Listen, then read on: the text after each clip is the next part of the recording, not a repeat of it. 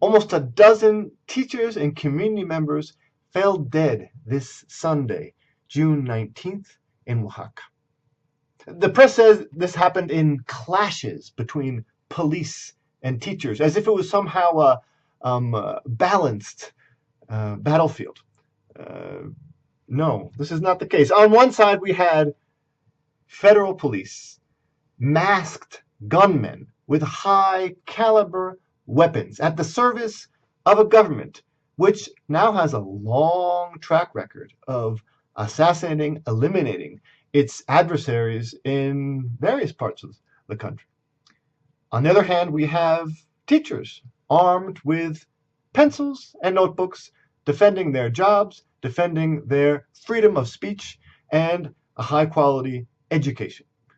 The Mexican government now has a few years, ever since particularly Enrique Peña Nieto came to power on December 1st, 2012, we've had every few months massacres committed by state government forces. The most obvious case, internationally known, is the disappearance of 43 students and the assassination of other 3 on the night of September 26th, 2014 in Iguala, Guerrero, students from the Ayotzinapa Teachers College.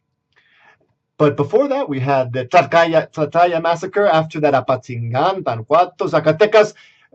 The Mexican security forces are out of control. There is no limitation of force, and there is a systematic abuse of human rights.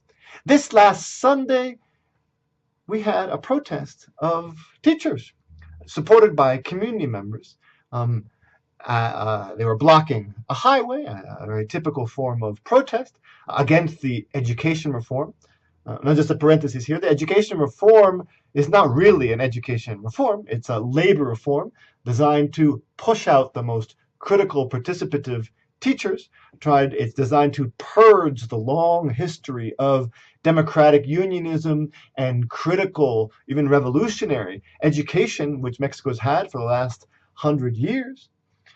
It's in Oaxaca, in particular, the Section 22 of the teachers' union, in which these traditions are the strongest.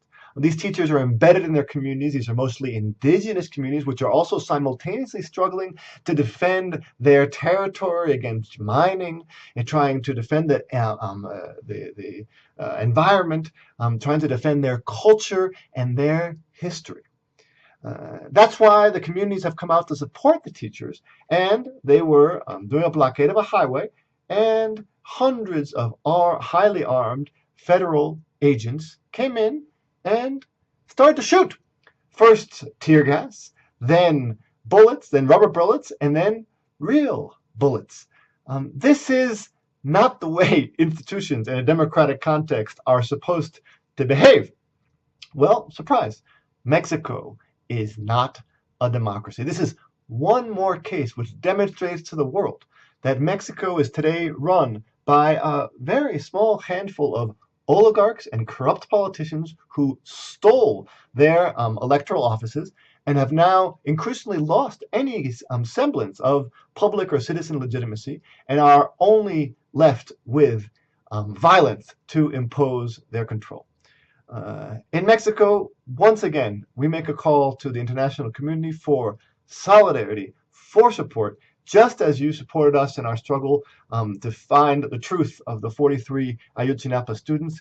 Today, we need your support even more, because if the international community does not protect us, does not help us, does not reach out their hand to us, we will continue to have these kinds of massacres against activists, against teachers, and against students. Mexico is not a democracy, but it can be with international support and with a national strategy of union and working together for a better country.